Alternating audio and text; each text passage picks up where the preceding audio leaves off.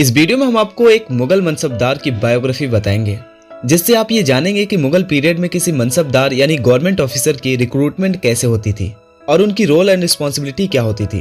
आप ये भी जानेंगे कि क्या उनके रिक्रूटमेंट का कोई प्रोसीजर होता था या सब कुछ बादशाह के रहमो करम पर ही होता था। दोस्तों, ये बायोग्राफी है एक मुगल अमीर बाकर खान की। अमीर बड़े मनसबदारों को कहा जाता था, यानी जो हाई रैंक ऑफिसर्स थे वे उस जमाने में अमीर कहलाते थे। तो चलिए फिर हम बाकर खान की बायोग्राफी की तरफ आगे बढ़ते हैं। बाकर खान बादशाह जहांगीर का अमीर था। जहांगीर बादशाह अकबर का बेटा था और 1605 में अकबर के मौत के बाद जहांगीर मुगल साम्राज्य का बादशाह बना था। उसी ने बाकर खान को मनसबदार बनाया था। बाकर खान के पूर्वज ईरानी अमीर थे। उसके पिता रहमत खान अकबर के जमाने से ही मुगलों के मनसबदार थे। सभी मनसबदारों की तरह रहमत खान का भी एक जगह से दूसरी जगह तबादला होते रहता था। एक बार तबादला होकर रहमत खान की पोस्टिंग हंडिया में हुई। हंडिया इलाहाबाद के करीब पड़ता है। उस वक्त तक उनके दो बेटे आसफ खान और बाकर खान बड़े हो चुके थे।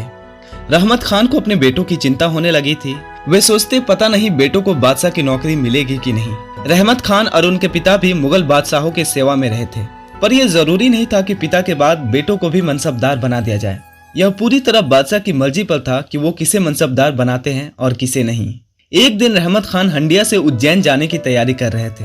वे एक संदूक में कुछ गहने, सोने के सिक्के और कीमती जड़ी के कपड़े रखवा रहे थे कि बाकर खान कमरे में आया।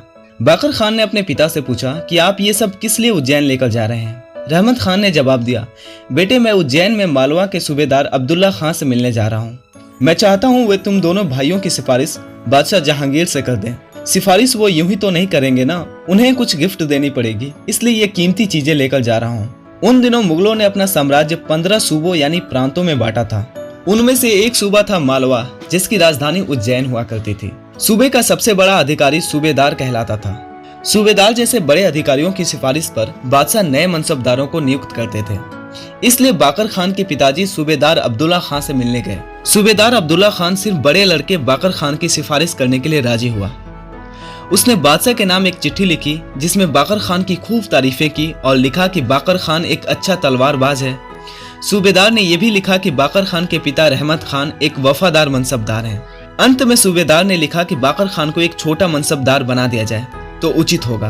अपनी चिट्ठी को सूबेदार ने एक हरकारे यानी डाकिये के हाथ आगरा भेज दिया। आगरा मुगलों की राजधानी थी और वहां बादशाह रहते थे। आगरा में चिट्ठी मीर बख्शी के हाथ पहुंची। मीर बख्शी वही अधिकारी था जो मनसबदारों की रिक्रूटमेंट की देखरेख करता था। अगले दिन जब बादशाह जहांगीर दरबार में बैठे तो मीर बख्शी ने उनके सामने मालवा के सूबेदार की चिट्ठी पढ़ी। जैसा कि पहले भी कहा है कि मनसबदारों की नियुक्ति के बारे में बादशाह की इच्छा और पसंद सबसे इम्पोर्टेंट बात थी। जहांगीर को बाकर खान पसंद आया और उसने मालवा के सूबेदार की सिफारिश को मंजूरी दे दी। जहांगीर ने मीर बख्शी से कहा कि आप बाकर खान को मनसबदार बनाने का फरमान तैयार करवाइए। बाकर खान को 100 घुड़सवार और 200 घोड़ों की पलटन रखने की जिम्मेदारी दी जाए। उसका पहला काम क्या होगा यह आप पता कर मुझे बता देना। मीर बख्शी से पूछताछ कर बादशाह ने बाकर खान को रायसेन का कोतवाल बना दिया। कुछ दिनों बाद एक शाही फरमान, जिसे हम आजकल सरकारी आदेश कहते हैं, जारी हुआ, जिसमें बाकर खान की नियुक्ति की सारी बातें लिखी हुई थी। बाकर खान की तनख्वाह 5000 रुपए महीने तय हुई थी। 100 घुड़सवारों और 200 घोड़ों की पलटन के लिए उसे अलग से 1500 रुपए महीने का हिसाब देना भी तय हुआ था। बाकर खान के पास जब फरमान पहुंचा तो वो बहुत खुश हुआ। आखिरकार वो भी मनसबदार बन गया था। मुगलों के समय में सारे अमीरों और अधिकारियों की नियुक्ति इसी तरह होती थी, मगर यह आजकल के अधिकारियों की नियुक्ति से कितना अलग है। आजकल सरकारी अधिकारियों की नियुक्ति कुछ इस प्रकार होती है कि विभिन्न सरकारी विभागों में जो सीटें निकलती हैं उनका नोटिफिकेशन जारी होता है और नोटिफिकेशन में ये बताया जाता है कि कितनी सीटें खाली हैं और उन्हें पाने के लिए क्वालिफिकेशंस क्या क्या होनी चाहिए। कोई भी शख्स उन पदों के लिए आवेदन कर सकता है जो इसकी एलिजिबिलिटी रखता हो और फिर इंटरव्यू देना पड़ता है। जो इन सब में पास होते हैं उन्हें नौकरी मिलती है। ये नियम है। अगर किसी भी नियुक्ति में इन नियमों का पालन नहीं हो तो लोग कोर्ट में मुकदमा कर सकते हैं, मगर ये बातें मुगलों के समय में नहीं थी। अगर बाकर खान को नौकरी नहीं मिलती तो वो किसी भी नियम के आधार पर कहीं भी शिकायत नहीं कर सकता था। खैर, खुशकिस्मती से बाकर खान को मनसबदार बना दिया गया था। अब आगे क्या होता है आगे देखते हैं। फरमान पाने के कुछ दिनों बाद बाकर खान मालवा के सूबेदार से मिलने गया। रायसेन, जिसका कोतवाल बाकर खान को बनाया गया था, मालवा सूबे में ही पड़ता था। जब बाकर खान सूबेदार अब्दुल्ला खान से मिला तो वो बोला कि तुम्हें एक छोटा मनसबदार बनाया गया है। अगर तुम अच्छा काम करोगे तो आगे चलकर तुम अपने अब्बा की तरह या फिर मेरी तरह बड़े मनसबदार भी बन जाओगे। सूबेदार ने बाकर खान से आगे पूछा कि तुमने अपना जमानतदार किसे बनाया है। सेठ हुकुमचंद अब्बा के जमानतदार हैं, मुझे अच्छी तरह से जानते भी हैं, वही मेरी भी जमानत दे देंगे। उन दिनों मुगल मनसबदारों को वेतन लेने से पहले किसी धनी और जाने माने शख्स अपनी जमानत दिलवानी पड़ती थी। अगर मनसबदार पैसों के मामले में कोई गड़बड़ी करे या अपना काम ठीक से नहीं करे तो बादशाह उनके जमानतदार से पैसे वसूल कर राज्य का नुकसान भर सकता था। बाकर खान ने कुछ दिनों में उज्जैन के सेठ हुकुमचंद से अपनी जमानत भरवा ली। इस प्रकार वेतन पाने के लिए एक शर्त तो पूरी हुई, एक और शर्त बची थी। बाकर खान को बादशाह के लिए 100 घुड़सवार रखने थे। उन दिनों छोटे बड़े सभी मनसबदारों को कुछ घुड़सवार सैनिक रखने पड़ते थे। किसी मनसबदार को 10, किसी को 100 तो किसी को 5000 घुड़सवारों की टुकड़ी रखनी पड़ती थी। जब बादशाह को सैनिकों की जरूरत पड़ती तो वह आदेश देकर मनसबदारों के सैनिक बुलवा लेता था। बादशाह के पास अलग से अपनी सेना भी होती थी, पर वह हर मनसबदार से भी सेना की टुकड़ी रखवाता था। अपने सैनिकों का वेतन और घोड़ों का खर्चा मनसबदार अपने वेतन से देता था। इस तरह साम्राज्य में एक बड़ी सेना रखने की जिम्मेदारी सभी मनसबदारों के बीच बंट जाती थी। मनसबदार अपने द्वारा रखे सैनिकों का उपयोग अपने प्रशासनिक काम के लिए भी कर सकते थे।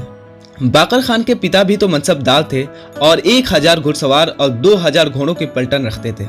बाकर खान अपने पिता के घोड़ा व्यापारी से मुलाकात की और उसकी सहायता से 200 घोड़े खरीदे। अपने पिता के सैनिकों से कहकर ही उसने उनके गांव से और आदमी बुलवाए।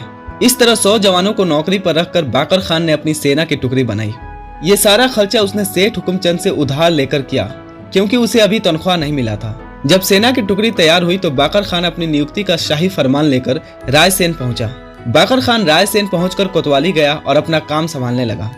उसका काम था शहर में चोर डाकुओं को पकड़ना, शहर में शांति बनाए रखना, शहर में आने जाने वालों और शहर में हो रही घटनाओं पर नजर रखना। कुछ महीने इस तरह गुजर गए। धीरे धीरे बाकर खान का पैसा भी खत्म होने लगा। ये पैसे सेठ हुकुमचंद से उसने उधार पर लिए थे। अब सेठ भी अपने पैसे वापस मांग रहा था। बाकर खान को अभी तक सैलरी भी नहीं मिली थी। सो बाकर खान ने अपने एक आदमी को आगरा भेजा। वो वहां शाही दीवान के दफ्तर के चक्कर लगाता रहा, क्योंकि सैलरी का इंतजाम शाही दीवान ही करता था। शाही दीवान पूरे साम्राज्य की आमदनी और खर्च का हिसाब रखता था। दोस्तों, बाकर खान ने अपनी आगे की जिम्मेदारी कैसे संभाली और उसको कौन कौन से डिफिकल्टीज का सामना करना पड़ा, यह आप इस वीडियो के नेक्स्ट पार्ट में देखेंगे। सो प्लीज आप इस चैनल को सब्सक्राइब और इस वीडियो को लाइक कर दें। दोस्तों, इस वीडियो का मकसद ये है कि आपको ये पता चले कि किसी मुगल मनसबदार की नियुक्ति कैसे होती थी और उसका कामकाज क्या होता था।